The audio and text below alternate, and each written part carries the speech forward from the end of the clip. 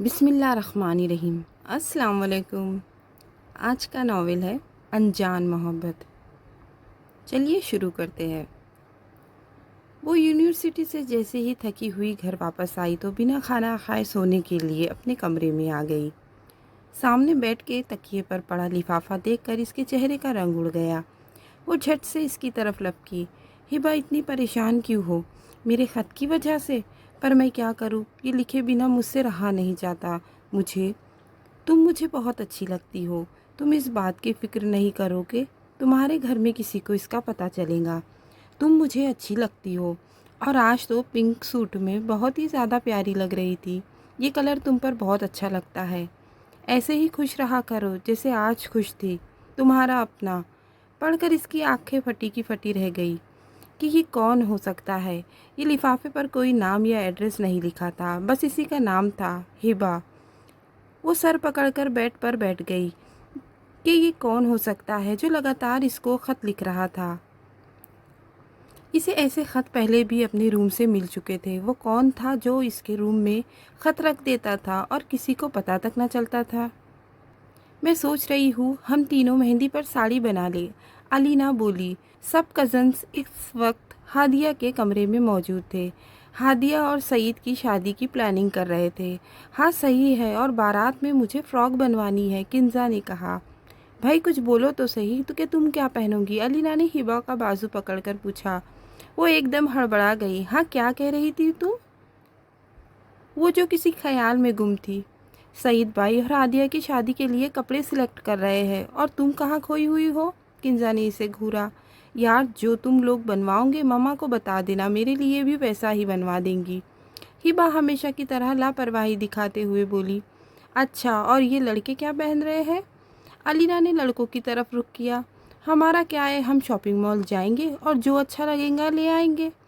تم لڑکیوں کی طرح نخرے تھوڑی ساتویں آسمان پر ہوتے ہیں ہمارے۔ کیوں زاہد بھائی؟ حمزہ نے اپنے ساتھ زاہد کو گھسیٹا۔ تو تمہارا کیا مطلب ہے کہ ہم لوگ زیادہ وقت دیتے ہیں شاپنگ کو؟ کنزا کو اس کی بات گولی کی طرح لگی تھی۔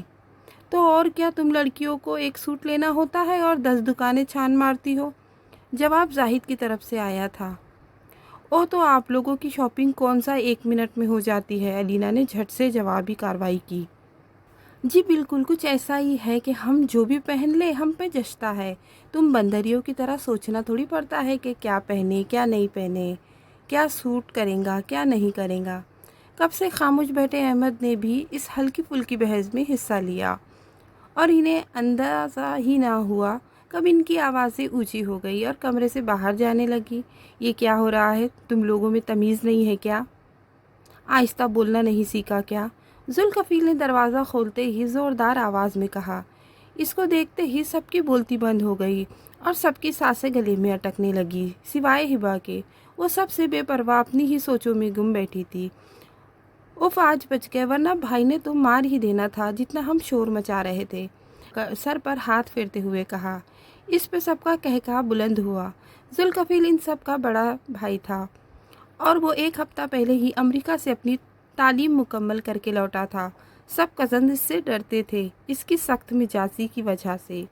سعید اور ہادیہ کی شادی کی تیاریاں عروج پر تھی، روز بازار کے چکر لگ رہے تھے۔ آج بھی ینگ پارٹی نے شاپنگ کا پلان بنایا اور وہ ہبا کو بھی زبردستی ساتھ گھسیٹ لائے تھے۔ ہبا، کنزا اور علینا کو بازار لانے لے جانے کی ذمہ داری احمد کی تھی۔ سارا دن کئی دکانیں کے چکر لگا کے بالآخر کچھ شاپنگ ہو گئی تھی۔ ہبا کی سمجھ میں کچھ نہ آتا تو وہ علینا اور کنزا کو بولتی کہ تم دونوں کو اچھا لگے گا وہ میرے لیے بھی لے لو۔ وہ دونوں اس ڈائلاگ سے بیزار تھے۔ گھر پہنچ کر سب کو اپنی شاپنگ دکھائی اور کھانا کھا کے اپنے اپنے کمرے کا رخ کیا۔ تھکاوٹ سے تینوں کا برا حال تھا۔ ہبا نے کمرے میں آتے ہی دوپٹہ ایک طرف بیڈ پر اچھالا اور واش روم میں گھس گئی۔ وہاں آئینے پر چپکا لفافہ دیکھ کر بری طرح سے چونکی۔ اس نے جھٹ وہ لفافہ اتارا اور الٹ پلٹ کر کے دیکھا۔ اس دفعہ بھی اس پہ بھیجنے والے کا نام پتہ نہیں تھا۔ اس لفافے میں بالکل ویسا ہی کاغذ تھا جیسے وہ پہلے دیکھ چکی تھی۔ اس نے گہری سانس بھر کے پڑھنا شروع کیا۔ ہبا، جانتی ہو جب صبح سویرے تم بالکنی میں ٹھنڈی ہوا کے مزے لیتی ہو، اس وقت آسمان سے اتری پری لگتی ہو۔ دل کرتا ہے تمہیں دیکھتا رہوں، اور جب ہوا سے تمہارے بال اڑ اڑ کر تمہارے چہرے پر آتے ہیں تو دل کرتا ہے پاس آ کے وہ میں خود تمہارے چہرے سے ہٹاؤں، پر میں مجبور ہوں، ایسا نہیں کر سکتا، تمہارے بنا دل بے چین رہتا ہے، دل چاہتا ہے ہمیشہ تمہیں دیکھتا رہوں۔ اور ہاں، یاد آیا، آج شاپنگ کر کے آئی ہو، سب چیزیں بہت اچھی ہے، پر جو گولڈن ڈریس ہے اس میں تم پری لگوں گی، اس کے ساتھ اپنے بال کھلے رکھنا، ہمیشہ خوش رہو، تمہارا اپنا۔ ہبا نے غصے سے وہ خط بھی الماری میں رکھ دیا۔ وہ جو سکون سے سونے کا سوچ رہی تھی، اس کی نیند اڑ گئی۔ اب پوری رات اسی سوچ میں گزرتی تھی کہ وہ کون ہے، کیوں اسے خط لکھتا ہے۔ آصف اور واصف دو بھائی تھے، ان کی ایک بہن زہرا تھی۔ زہرا کے شوہر نے اسے طلاق دے دی تھی، تو وہ بچوں کو لے کر بھائیوں کے پاس آ گئی۔ بھائیوں نے بھی کھلے دل سے اپنے بہن کا استقبال کیا۔ آصف صاحب کے 4 بچے تھے، ذوالکفیل، سعید، علینا اور احمد۔ ذوالکفیل بچپن سے ہی سنجیدہ طبیعت کا مالک تھا۔ وہ اپنے کزن سے زیادہ بات چیت نہیں کرتا تھا، کیونکہ اسے یہ سب پسند نہیں تھا، ہمیشہ لیے دیے انداز میں رہتا تھا۔ سعید ملی جلی طبیعت کا مالک تھا، سعید کا دوسرا نمبر تھا، لیکن ذوالکفیل کا ابھی شادی کا ارادہ نہیں تھا، تو آصف صاحب نے سعید کی شادی کا ارادہ کر لیا۔ اس کے برعکس علینا اور زاہد بچپن سے ہی بہت شرارتی تھے، سب کزنز کے ساتھ مل کر خوب ہلا گلا کرتے تھے۔ ابھی تک سب کے ساتھ ان کی شرارتیں عروج پر تھی۔ واصف صاحب کے 3 بچے تھے، ہادیہ، ہبا اور زاہد۔ تینوں بہن بھائی سادہ طبیعت کے تھے، جو ہنس کے بلاتا اس کے ساتھ ہنس دیتے۔ علینا اور زاہد انہیں اپنی شرارتوں میں شامل کر لیتے تو وہ ان کا اچھے سے ساتھ دیتے۔ ہادیہ اور سعید کی شادی دونوں کی رضامندی سے ہو رہی تھی۔ زہرا کے 2 بچے تھے، کنزہ اور حمزہ۔ کنزہ بہت سگیل تھی، اسے جب بھی کوئی ڈھونڈتا تو وہ کچن میں ملتی، ممانیوں کا ہاتھ بٹاتی۔ اس کی منگنی بچپن میں ہی احمد سے ہو گئی تھی۔ حمزہ ایک پڑھاکو قسم کا بچہ تھا، ہر وقت کتابوں میں پایا جاتا تھا۔ وہ بس ایک ہی گھر میں مل جل کر رہ رہے تھے۔ چلو بھائی، ابھی پارلر بھی جانا ہے، اور تم لوگ ابھی تک بیٹھی ہو؟ علینا نے کمرے میں آتے ہی کنزہ اور ہبا کو گھورا۔ ہاں، تم لوگ تیار ہو جاؤ، ہبا نے لاپرواہی سے کہا۔ تم بھی چل رہی ہو، اور زیادہ نخرے دکھانے کی ضرورت نہیں ہے، کنزہ نے بھی اب کی بار اسے گھورا۔ میں کیا کروں گی پارلر جا کے، مجھ سے نہیں ہوتا یہ میک اپ وغیرہ۔ ہبا نے منہ بنایا۔ ہم تمہاری ایک نہیں سننے والے، اٹھو، چینج کر کے آ جاؤ۔ علینا اسے بازو سے پکڑ کر صوفے سے اتاری۔ اچھا، آتی ہوں، پر میک اپ نہیں کرواؤں گی، انگلی اٹھا کر کہتی کھڑی ہو گئی۔ وہ بات کی بات ہے، پہلے چلو تو صحیح، لیکن ہم لوگ جائیں گے کیسے، کس کے ساتھ؟ کنزہ نے ایک دم پریشانی سے کہا۔ ماما نے کہا کہ ذوالکفیل بھائی ہمیں لے جائیں گے اور واپسی پر بھی لے آئیں گے، علینا نے جواب دیا۔ کیا؟ کنزہ اور ہبا ایک دم سے چلانے والے انداز میں بولی۔ ہاں، علینا نے کندھے اچکائے۔ مجھے نہیں جانا تمہارے اس کھڑوس بھائی کے ساتھ۔ ہبا کو غصہ آیا۔ وہ کھا تھوڑی جائیں گے تمہیں، علینا سمجھانے والے انداز میں بولی۔ کنزہ نے بھی علینا کی ہاں میں ہاں ملائی۔ پر جب وہ آنکھیں دکھاتے ہیں تو ڈر کے مارے میرا بی پی لو ہو جاتا ہے، میں نے نہیں جانا ان کے ساتھ، احمد کو بولو۔ ہبا نے پریشانی کے بعد حل بتایا۔ احمد اور حمزہ بیزی ہے، اور سعید بھائی کو خود بھی تیار ہونا ہے، ایسے میں صرف ذوالکفیل بھائی ہی بچتے ہیں، تم چلو تو کچھ نہیں کہیں گے وہ، علینا نے تفصیل سے جواب دیا۔ مزید 15 منٹ کی بحث کے بعد بالآخر وہ جانے کے لیے مان گئی۔ اچھا تم لوگ چلو، میں عبایا پہن کر آتی ہوں، ہبا نے کہا۔ آج تو عبایا رہنے دو، لہنگے کے ساتھ کیسے عبایا سنبھالوں گی، نقاب کی وجہ سے میک اپ بھی خراب ہوگا، کنزہ نے ماتھے پر بل ڈالے۔ تم لوگ اپنے فضول مشورے اپنے پاس رکھو، بھاڑ میں جائے میک اپ اور لہنگا، میں نقاب نہیں چھوڑ سکتی، ہبا نے غصے میں جواب دیا۔ اچھا چلو، جو کرنا ہے کرو، پر چلو تو صحیح، علینا نے باقاعدہ ہاتھ جوڑ دیے۔ پارلر سے تیار ہونے کے بعد وہ سیدھا ہال میں پہنچے تھے، جہاں مہندی کا فنکشن رکھا گیا تھا۔ خوب انجوائے کیا گیا، مختلف گیمز کھیلنے کے ساتھ ساتھ سعید اور ہادیہ کو مہندی لگائی گئی۔ ہبا، علینا اور کنزہ نے سی گرین اور گولڈن ہلکے کامدار والے لہنگے پہن رکھے تھے، ہلکی جویلری کے ساتھ ہلکا میک اپ، جبکہ لاکھ منع کرنے کے باوجود وہ دونوں اس کا میک اپ کروا لائی تھی اور وہ بہت پیاری لگ رہی تھی۔ ساری رسمیں ہنسی خوشی ہو گئی تو سب گھر کو چلے گئے تھے۔ تھکے ہارے سب اپنے اپنے کمرے کی طرف بڑھے۔ ہبا کمرے میں آ کے عبایا اتاری اور جویلری اتارنے کے لیے ڈریسنگ ٹیبل کی طرف بڑھی۔ کان سے باری اتارتے ہوئے اس کی نظر جویلری باکس پر رکھے ہوئے لفافے پر پڑی۔ اب کی بار اسے شدید غصہ آیا۔ ایک بار اس کا دل کیا کہ وہ اس کو پھاڑ کر پھینک دے، لیکن نہ چاہتے ہوئے بھی اس نے اٹھا لیا۔ اس لفافے میں سے گلاب کی خوشبو آئی۔ جب اس نے خط نکالا تو گلاب کی 2-4 پتیاں اس کے پاؤں پر گری تھی۔ اسے حیرت تو ہوئی پر وہ اگنور کر کے خط پڑھنے لگی۔ ہبا کے لیے، اب تم نے بالکنی میں آنا بند کر دیا۔ شاید تمہیں برا لگا، لیکن میں پھر بھی اپنے خطوط کا سلسلہ بند نہیں کر سکتا، کیونکہ میں ایسا نہیں کرنا چاہتا۔ بالکنی میں نہ صحیح، اس کے علاوہ میں تمہیں کئی بار دیکھ لیتا ہوں، جی بھر کر نہ صحیح، ایک جھلک ہی صحیح۔ نقاب میں تم بہت پیاری لگتی ہو۔ ہمیشہ ایسے ہی پردے میں رہ کر اپنی عزت کی حفاظت کرنا۔ باقی باتیں بعد میں، ابھی تم تھک گئی ہوں گی اور آرام کرنا چاہوں گی۔ تمہارا اپنا۔ ہبا کی سمجھ سے باہر تھا کہ وہ کرے تو کیا کرے، کسی کو بتا بھی نہیں سکتی تھی کہ لوگ کیا سوچیں گے۔ آخر وہ چاہتا کیا ہے اس سے؟ وہ بڑبڑاتے ہوئے جویلری اتارنے لگی۔ اچھا جو بھی ہے، صرف خط ہی تو لکھتا ہے، اور خطوط میں ایسی کوئی بات بھی نہیں جسے لگے کہ میں نے اس سے کوئی رابطہ کیا ہے۔ اگر کبھی کسی کے ہاتھ لگا بھی تو کہہ دوں گی کہ مجھے نہیں پتا کہ کون ہے یہ۔ اس نے خود کو آئینے میں دیکھتے ہوئے فیصلہ کن انداز میں کہا اور جا کر سونے کے لیے لیٹ گئی۔ پر کوئی تھا جس کی نظر اسے دیکھ رہی تھی، جس کے لب پر ہبا کو دیکھ کر مسکراہٹ تھی۔ پر وہ کون تھا یہ ہبا کو معلوم نہ تھا۔ اگلا دن بارات کا تھا جو بہت اچھا گزرا۔ سب نے خوب ہلا گلا کیا۔ اس کے بعد ہادیہ کو سعید کے کمرے میں بھیج دیا گیا اور سب اپنے اپنے کمرے میں چلے گئے تاکہ کچھ آرام کر سکے۔ اگلے دن ولیمہ تھا۔ سب ذوالکفیل کے ساتھ پارلر گئی تھی۔ سرو جلدی تیار ہو جانا اور کال کر دینا، بعد میں بیزی ہوا تو تم لوگوں کو اکیلے جانا پڑے گا۔ وہ تینوں آگے پیچھے گاڑی سے اتری۔ تب ذوالکفیل نے آواز دی۔ سب سے پیچھے ہبا تھی۔ اچھا میں علینا سے کہہ دوں گی۔ اس کی سمجھ میں نہ آیا کہ کیا کہے۔ اس کا جواب سنتے ہی اس نے زن سے گاڑی آگے بڑھا دی۔ ہبا کا سانس بحال ہوا۔ وہ تینوں تیار ہو کے ہال میں پہنچی۔ ارے ہبا، یہ کیا تم نے بھی علینا لوگو جیسا ڈریس لیا تھا نا؟ پھر یہ؟ اس کے عبایا اتارتے ہی پھپھو نے پوچھا۔ جی پھپھو، وہ جل گیا استری کرتے ہوئے، میں دوسرا لے آئی تھی، ہبا نے مسکراتے ہوئے جواب دیا۔ اچھا یہ بھی پیارا لگ رہا ہے میری بچی پر۔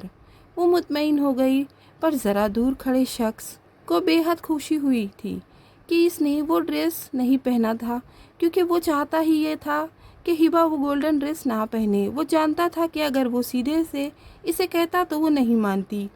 وہ مسکراہٹ دبائے آگے چلا گیا۔ ہبا اس بات سے بے خبر تھی کہ کوئی اس کو دیکھ رہا ہے۔ جانتی ہوں، میں یہی چاہتا تھا کہ تم وہ گولڈن سوٹ نہ پہنو، اور اگر یہ بات میں تمہیں کہتا تو تم ہرگز بات نہ مانتی۔ اب تم نے انجانے میں ہی صحیح پر وہی کیا جو میں چاہتا تھا۔ آج تم گرے میکسی میں بہت ہی پیاری لگ رہی تھی، جیسے آسمان سے اتری ہوئی کوئی پری۔ یقین مانو نظر ہٹ نہیں رہی تھی تم سے میری۔ اپنا خیال رکھنا، تمہارا اپنا۔ ولیمے کے فنکشن کے بعد وہ اپنے روم میں آئی تو آج اسے بیڈ سائڈ ٹیبل پر پھولوں کے گلدستے کے ساتھ یہ خط ملا۔ اس کا سر گھوم گیا۔ آخر کون کر رہا تھا یہ سب، اور وہ اسے دیکھ کیسے لیتا ہے؟ یہ خط اور پھول، وہ جتنا سوچتی اتنا ہی الجھ الجھ کے رہی تھی کہ وہ چاہتا کیا ہے۔ سوچوں میں گم صوفے پر بیٹھ گئی۔ شادی ختم ہوئی تو زندگی واپس اپنے معمول پر آ گئی۔ سب اپنی اپنی زندگیوں میں مصروف ہو گئے۔ ہادیہ اور سعید ہنی مون کے لیے چلے گئے تھے۔ باقی سب کزنس لان میں بیٹھے موسم انجوائے کر رہے تھے، کیونکہ موسم بہت اچھا تھا۔ ہادیہ اور سعید بھائی کی شادی کے بعد گھر میں کیسا سناٹا ہو گیا ہے نا؟ احمد بولا۔ ہاں تم ٹھیک کہہ رہے ہو، ماموں ممانی سے کہتے ہیں کہ اب کسی اور کی شادی کر دے۔ کنزا نے بھی ہاں میں ہاں ملانے کے ساتھ ساتھ مشورہ دیا۔ ہاں اب انہیں ذوالکفیل بھائی کی شادی کرنی چاہیے، حمزہ بول دیا۔ پر یہ تو سوچو، اس سے شادی کرے گا کون؟ کبھی ہنستے تو نہیں دیکھا انہیں ہم نے۔ زاہد نے باقاعدہ سوچ میں پڑ گیا۔ ارے رے رے، یہ اپنی ہبا ہے نا؟ یہ بھی اسی کی طرح ہے، ہم بابا سے بات کرتے ہیں اور ان دونوں کی شادی کروا دیتے ہیں۔ اب کی بار علینا بولی تھی اور ہبا کو جیسے آگ لگ گئی۔ علینا کی بچی، تمیز سے بات کرو، تمہارے بھائی سے شادی کرنے سے بہتر ہے میں شادی ہی نہ کروں۔ ارے اتنے برے تو نہیں ہیں میرے بھائی، علینا نے برا سا منہ بنایا۔ ہاں اتنے برے نہیں ہیں، بس ان سے جو بھی شادی کریں گی اس کی زندگی وہیں ختم ہو جائیں گی۔ اور تو کچھ نہیں کہتے، نہ کبھی ہنستے ہیں نہ کبھی بولتے ہیں، جب دیکھو جب آنکھ نکالے میرا بی پی لو کر دیتے ہیں۔ ہبا اپنی ہی دھن میں بول گئی۔ ہاں آپ بولتی کیوں بند ہو گئی؟ اب کیوں خاموش ہو گئے سب؟ ہبا نے سب کے چہرے کی طرف دیکھتے ہوئے پوچھا۔ سب کے رنگ اڑے ہوئے تھے، سب کی نظروں کے تعاقب میں جب اس نے دیکھا تو اس کا بی پی ایک بار پھر لو ہو گیا۔ مطلب پیچھے ذوالکفیل کھڑا تھا اور اس کے چہرے سے لگ رہا تھا کہ وہ سب سن چکا ہے۔ اب جب وہ کچھ نہ کہہ سکی تو اٹھ کر وہاں سے بھاگ آئی اور اپنے کمرے میں آ کے سانس لیا۔ تجھ کو یقین نہ آئے یہ اور بات ہے، تجھ سے دور رہ کر بھی تیرے پاس ہوں میں۔ یونیورسٹی سے واپس آئے جب ہبا نے کپڑے نکالنے کے لیے الماری کھولی تو اس میں یہ خط ملا تھا۔ کافی دن سے یہ خطوط کا سلسلہ رکا ہوا تھا، آج یہ دیکھ کر وہ مسکرائی۔ اچھا تو مجھے لگا تھا کہ یہ باز آ چکا ہے، پر نہیں۔ اس نے سوچتے ہوئے جلدی سے لفافہ کھولا۔ اس میں وہی سادہ کاغذ تھا جس سے کسی پرفیوم کی خوشبو آ رہی تھی۔ خط کھولنے پر یہ شعر پڑھتے وہ مسکرائی تھی۔ پتہ نہیں کہاں پاس ہو، مجھے تو نظر نہیں آتے، لگتا ہے کوئی جن بھوت ہو جسے میں نظر آتی ہوں پر وہ مجھے نظر نہیں آتا۔ اس نے دھیمی آواز میں کہا اور خط کو باقی خطوط کے ساتھ رکھ دیا اور کچھ سوچ کے مسکرانے لگی۔ سعید اور ہادیہ ہنی مون ٹرپ سے آج ہی واپس آئے تھے اور سب کزن ان سے چپکے ہوئے تھے کیونکہ انہیں پارٹی چاہیے تھی۔ ہمیں نہیں پتا سعید بھائی، ہمیں آج ہی لے کر چلیے، علینا نے کمر پر ہاتھ رکھتے ہوئے کہا۔ جی ہاں، اور آج ہم صرف آئس کریم پر نہیں ماننے والے، ہمیں اچھی والی ٹریٹ چاہیے، ہبا نے جلدی سے کہا۔ اچھا میں نے کب منع کیا ہے، آج سب ڈنر باہر کرتے ہیں، سعید نے مسکراتے ہوئے کہا۔ ہاں میں کنزا کو بلا کے لاتی ہوں، علینا یہ کہہ کر کچن میں جانے لگی کیونکہ باقی سب تو یہی تھے پر وہ کچن میں کاموں میں لگی تھی۔ اور ہاں کفیل بھائی کو بھی بلا لینا، سعید نے آواز لگائی۔ ہبا چوکی، یار تم لوگ جاؤ، میں نہیں جا رہی، ہبا نے کہا تو ہادیہ نے بے ساختہ اسے دیکھا۔ کیوں، تم نے کیوں نہیں جانا؟ ابھی تو تم ہمارے سر پر کھڑی ہوئی تھی کہ اچھی سی پارٹی چاہیے۔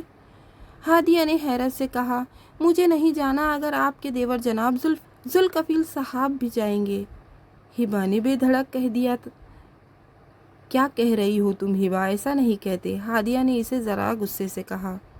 اب بھی ہر وقت تو ان کے منہ پر 12 بجے رہتے ہیں، مجھے خوف آتا ہے ان سے، جب سے آئے ہیں میں نے تو انہیں ہنستے نہیں دیکھا، ہبا نے اپنا پوائنٹ بتایا۔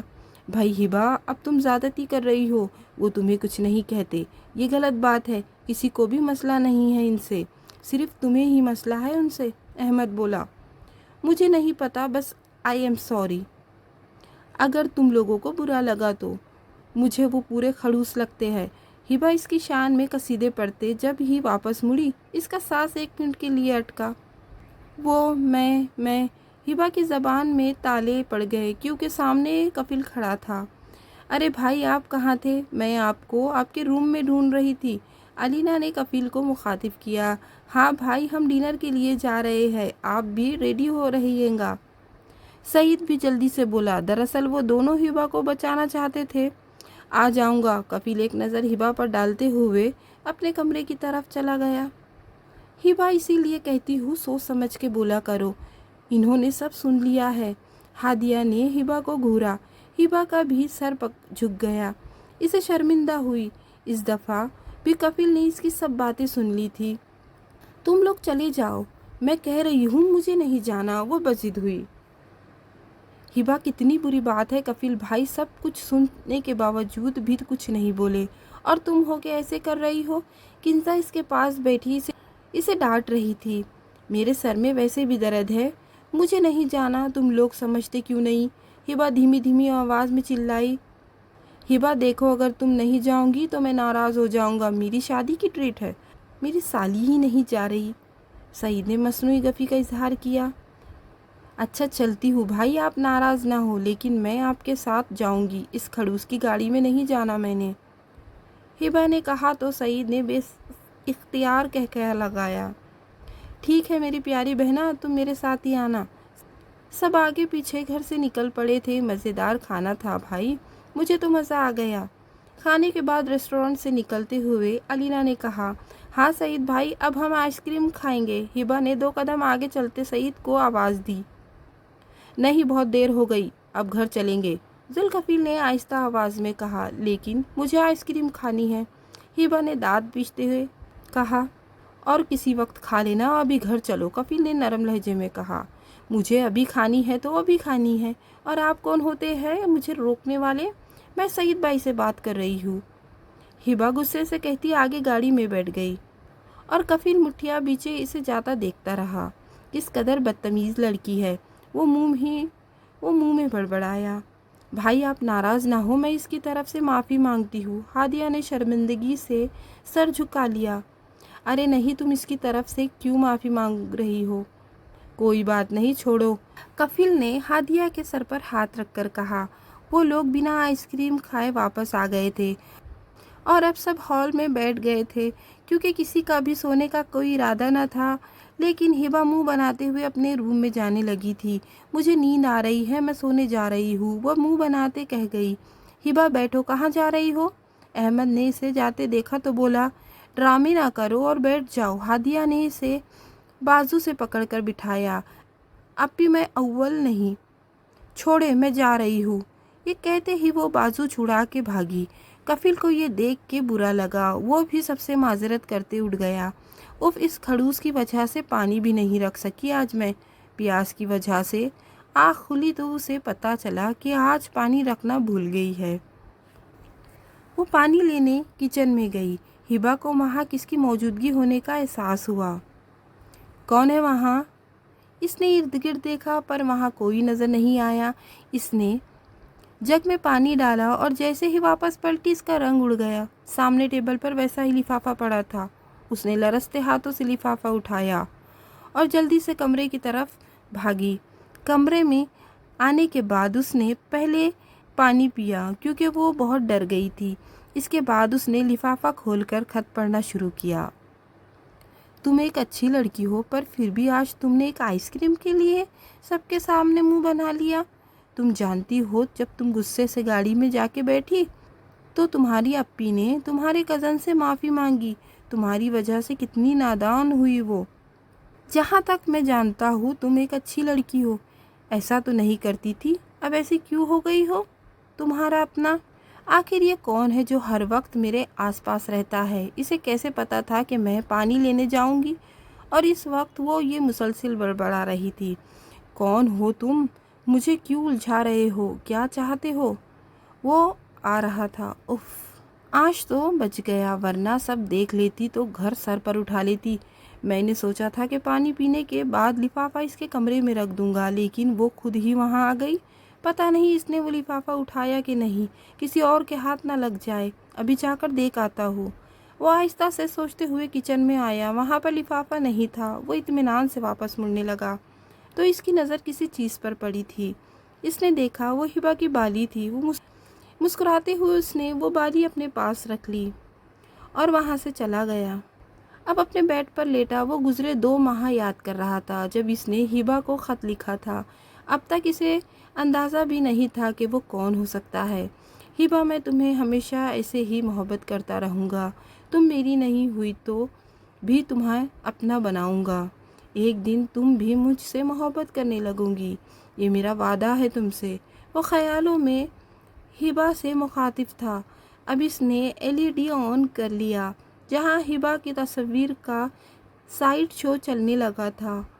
हिबा की हर वो तस्वीर जो खुद हिबा को भी नहीं पता थी कि कब बनाई गई है। आज इतवार था। वो घर में काफ़ी घमाघमी थी। वजह आज सब घर में थे और सब कज़न इस वक्त हॉल रूम में बैठे थे, किसी बात पर बहस कर रहे थे। क्या मसला है? तुम लोगों ने इतना शोर क्यों मचा रखा है? कफील अभी नींद से जागा था और शोर सुनकर इस तरफ आया था।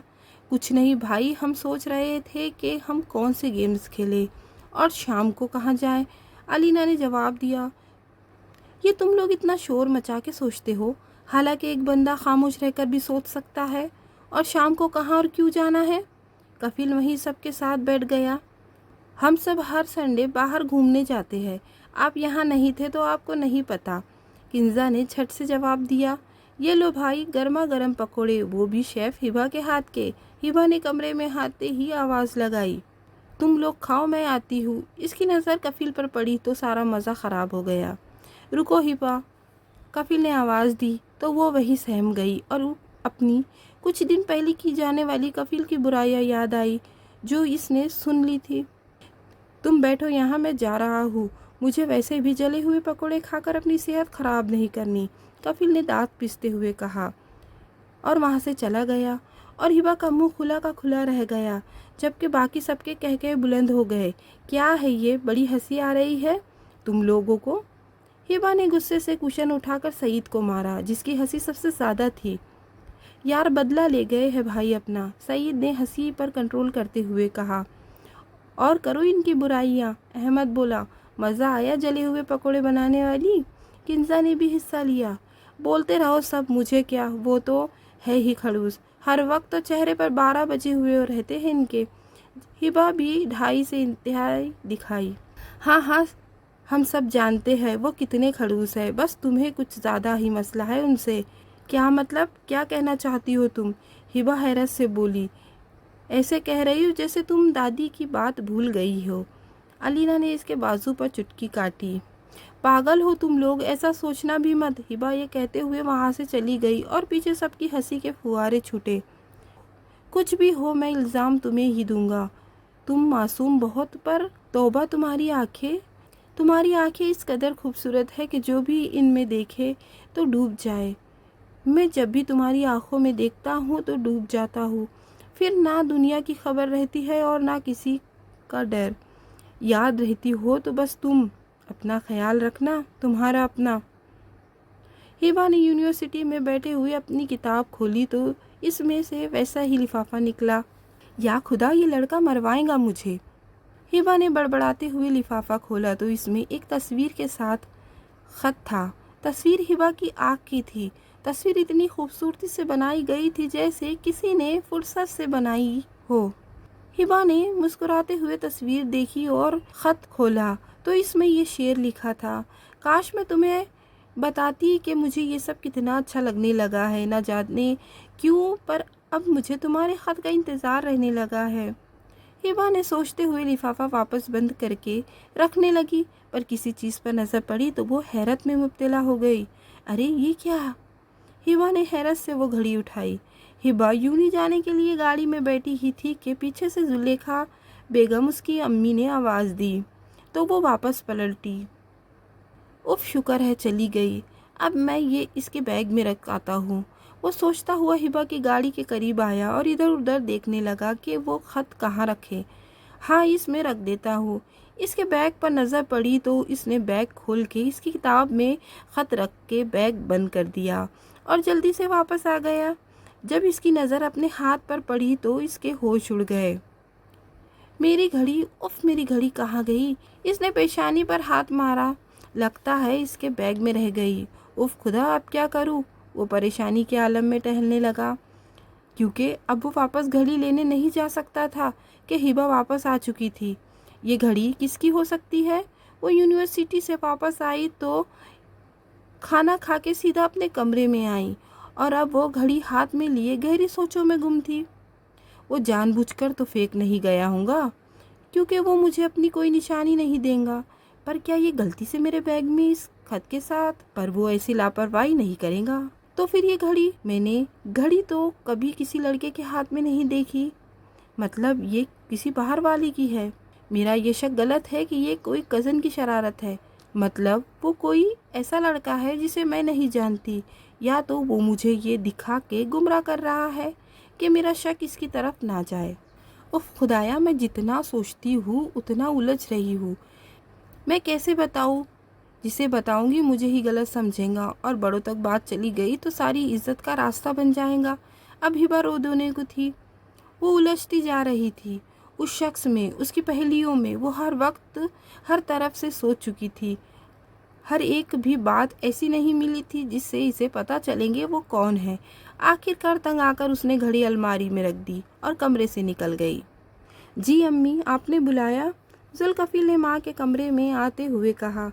हाँ जी, बुलाया है बेटा, बैठो, कुछ ज़रूरी बात करनी है। निसा बेगम ने उसे बैठने का इशारा किया। जी अम्मी, बैठ जाता हूँ, आप बताइए सब खैरियत तो है? कफील को हैरत हुई। हाँ हाँ बेटा, खैरियत ही है, अब की बार आसिफ साहब ने जवाब दिया। बेटा, असल में तुम्हारी दादी ने तुम्हारा और हिबा का रिश्ता बहुत पहले ही तय कर दिया था और अपने आखिरी वक्त में भी वो यही कहती रही थी। ये इनकी आखिरी ख्वाहिश थी। अगर तुम कहीं और इन्वॉल्व हो तो हम वासिफ और जुलेखा से माजरत कर लेते हैं। निसा बेगम ने पूरी बात तफसील से बताई। पर अम्मी, हिबा वो कुछ कहना चाहता था। तुम अपना जवाब दो, हिबा से हम बात कर लेंगे। आसिफ साहब ने दो टोक बात की। जी बाबा, जैसे आपको बेहतर लगे आप कर ले, मैं किसी और में इंटरेस्टेड नहीं हूँ। कफील ने सर झुका लिया। बेटा, अगर तुम कुछ वक्त लेना चाहते हो तो सोच लो, निसा बेगम ने प्यार से कहा। नहीं अम्मी, अब्बू और दादू ने जो फैसला लिया मेरे लिए बेहतर होगा। बस आप हिबा की मर्ज़ी पूछ लीजिएगा और अगर वो हाँ कर दे तो इसकी पढ़ाई के मुकम्मल होने के बाद में शादी का सोचेंगे। इस तरह से उसकी पढ़ाई भी मुतासिर नहीं होंगी। पर अगर वो मना कर दे तो इस पर ज़्यादा दबाव न डालना। कफील ने पूरी बात वाज़ेह कर दी थी। नहीं बेटा, हम क्यों दबाव डालेंगे उस पर, वो हमारी बेटी है। आसिफ साहब बोले। अब मैं चलूँ? कफील ने इजाज़त चाही और इजाज़त मिलते ही वो वहाँ रुका नहीं। क्या मुसीबत है, कितने दिन हो गए, ना कोई खत, ना कोई अता पता। मैं कहाँ ढूंढूं इस लड़के को? लगता है टाइम पास कर रहा था, अब वो कहीं और पड़ा होगा और मैं फजूल में फिक्र लेकर बैठ गई हूँ इसकी। हिबा अपने कमरे में बैठी खुद से बातें कर रही थी। कितने दिन से इसकी अनजान मोहब्बत का कोई ख़त नहीं आया था। अब इसे इंतज़ार रहने लगा था इसके ख़त का। वो बेचैन थी। अरे ये कौन बदतमीज़ है, वो सोचों में गुम थी कि अचानक इस कमरे की खिड़की से एक पत्थर आया। कोई भी तो नहीं है, इसने खिड़की से झाँका था। अरे ये क्या, वो वापस मुड़ी तो वो पत्थर वहीं पड़ा था जिस पर वैसा ही लिफाफा लपटा हुआ था। हिबा ने खुशी के मारे झट से वो लिफाफा उठाया और इसे खोलकर जल्दी से पढ़ना शुरू हो गई। नाराज़ होना मुझसे, काफ़ी दिन से ख़त नहीं लिखा था। असल में मैं बिज़ी बिल्कुल नहीं था।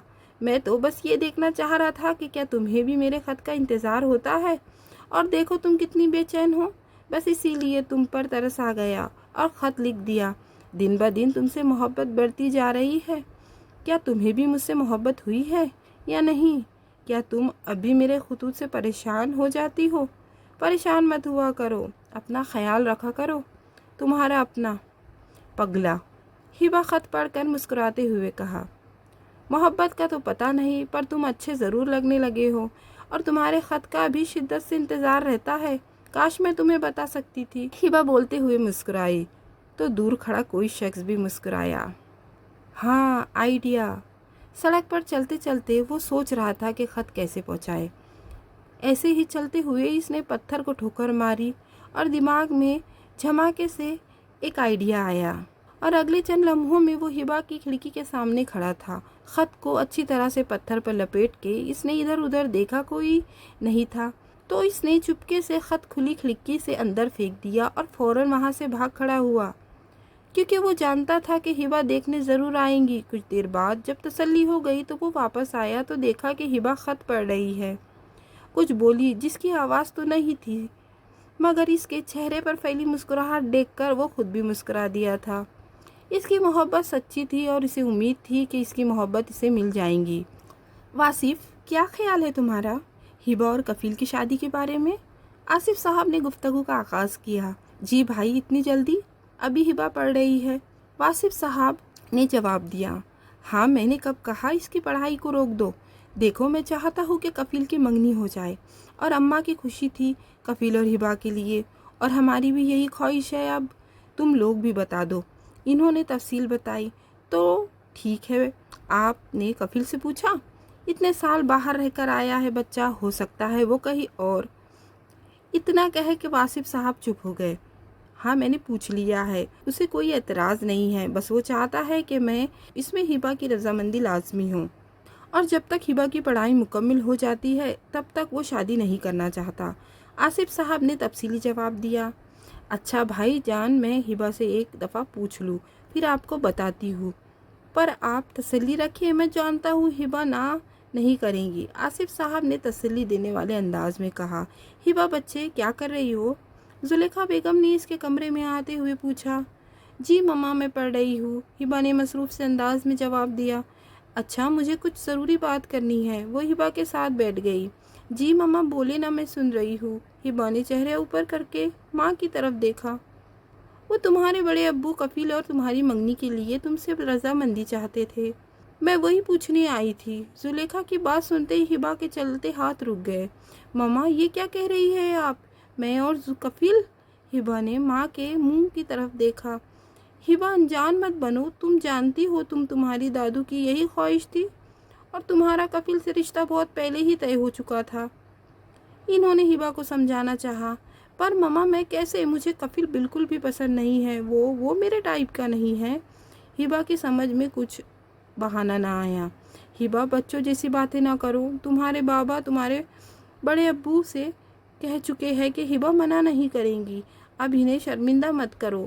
اور ہاں، تم کسی اور میں دلچسپی رکھتی ہو تو صاف بتا دو، میں تمہیں کل شام تک کا وقت دے رہی ہوں، وہ دو ٹوک انداز میں کہتی وہاں سے اٹھ گئی۔ ہبا کیسی ہو؟ میں نے سنا ہے تمہارے گھر میں تمہارے رشتے کی بات چل رہی ہے، یہ خبر جان کر میں بہت دکھ ہوا، پر مجھے افسوس ہے کہ میں خود ابھی اس قابل نہیں ہوا ہوں کہ تم سے شادی کر سکوں، اس کے لیے مجھے کچھ وقت درکار ہے، اسی لیے میں چاہتا ہوں کہ اگر تم مجھ سے محبت کرتی ہو تو تم اس رشتے کے لیے ہاں کر دو، تاکہ انکار کی صورت میں کوئی تمہیں غلط نہ سمجھے، اور جیسے ہی میں اس قابل ہوا تو فوراً تمہارے لیے گھر سے تمہاری شادی کی بات کروں گا، لیکن اگر تمہیں مجھ سے محبت ہے تو ہر فیصلہ تمہارا، اپنا خیال رکھنا، تمہارا اپنا۔ ہبا یونیورسٹی میں جانے کے لیے گاڑی میں آ کر بیٹھی تو سامنے ہی خط پڑا تھا۔ عجیب سی کیفیت میں اس نے خط اٹھا کے پڑھنا شروع کیا، مگر خط پڑھتے ہی اس کے چہرے پر مسکراہٹ در آئی۔ اس کے لیے فیصلہ آسان ہو گیا تھا۔ وہ واپسی پر ماں کو اپنا فیصلہ سنانے کا سوچ کر یونیورسٹی چلی گئی۔ اب وہ جانتی تھی کہ اسے کیا کرنا ہے۔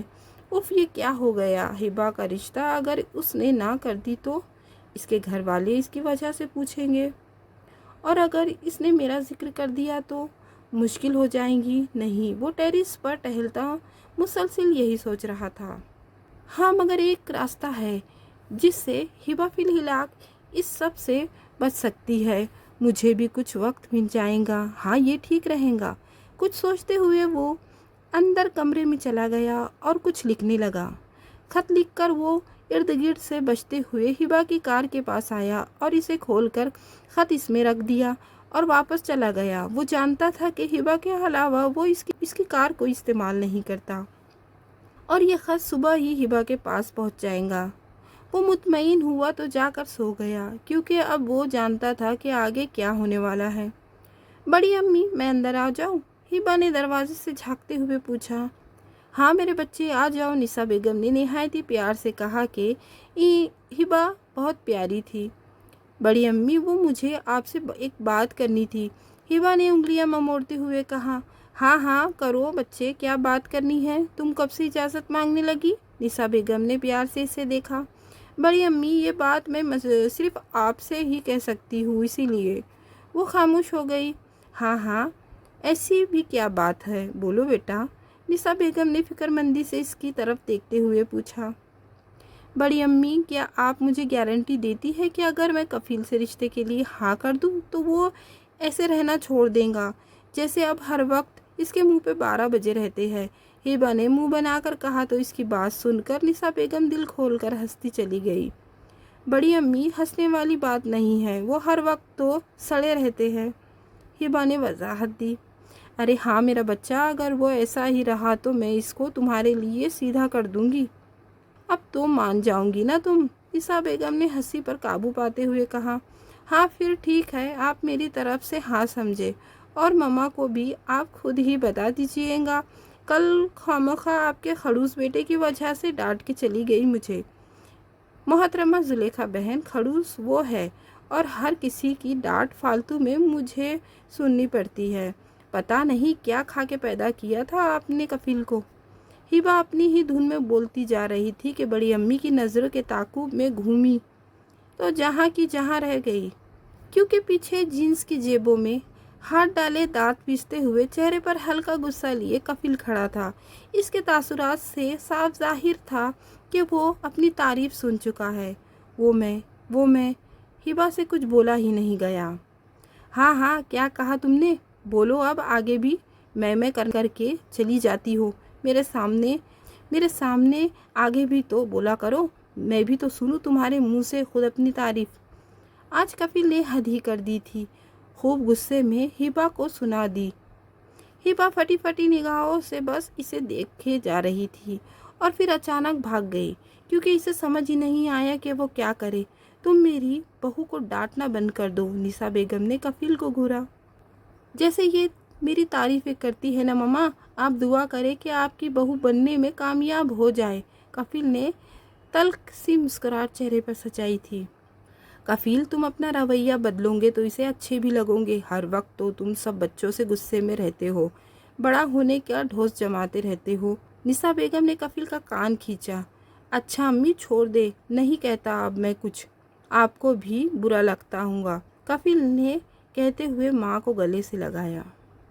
ہاں تو بھائی، جیسے کہ دونوں بچوں نے رضامندی دے دی ہے تو منگنی کی تاریخ طے کر لیتے ہیں، آصف صاحب بولے۔ جی بھائی جان، جس دن آپ مناسب سمجھے۔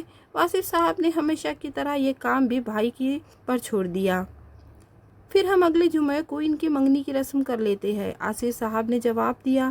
میری تو خواہش تھی کہ اب شادی ہو جاتی، پر یہ کفیل کی خواہش ہے کہ ہبا کی پڑھائی متاثر نہ ہو۔ نسا بیگم نے بھی گفتگو میں حصہ لیا۔ ارے بھابھی، آپ کی ہی بیٹی ہے اور آپ کی آنکھوں کے سامنے بھی تو رہیں گی۔ بس 5-6 ماہ کی بات ہے، اس کی پڑھائی مکمل ہوگی تو ہم شادی کر دیں گے، زلیخا بیگم نے محبت بھرے لہجے سے کہا۔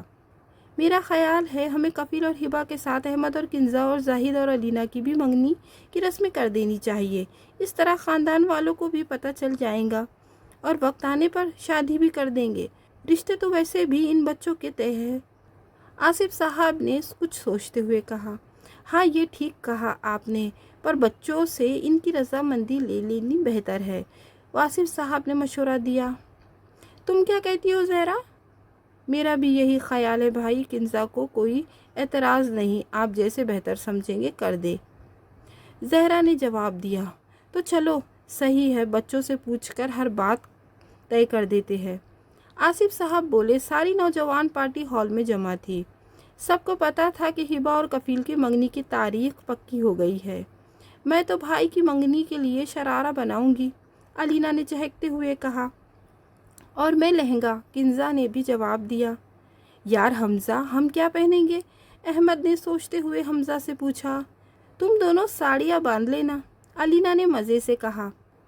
بدتمیز، میری بھی فکر ہے کسی کو کہ مجھے اس خڑوس کے ساتھ باندھا جا رہا ہے، بس اپنے کپڑوں کی فکر ہے سب کو، میرا تو خیال ہی نہیں کسی کو بھی یہاں۔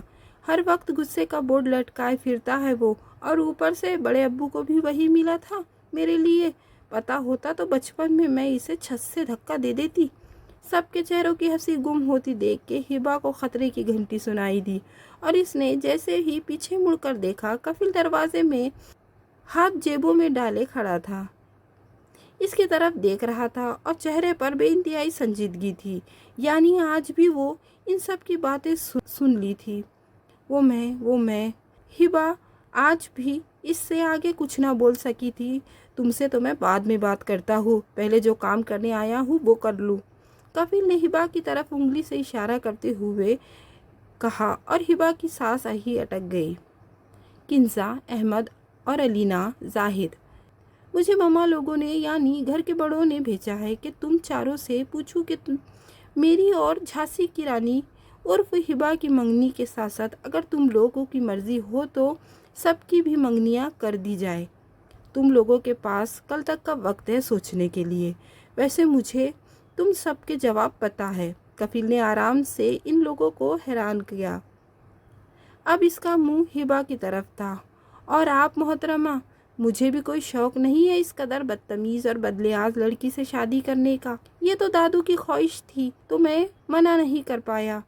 سو کسی غلط فہمی میں نہ رہنا، سمجھی؟ اور رہی بات چھت سے دھکا دینے کی، تو یہ نیک کام تم تو نہ کر سکی لیکن میں ضرور کر دوں گا اگر تمہاری یہی حرکتیں رہی. سنا؟ کھا جانے والی نظروں سے ہبا کو دیکھتے ہوئے اس نے اپنی بات مکمل کی اور وہاں سے چلا گیا.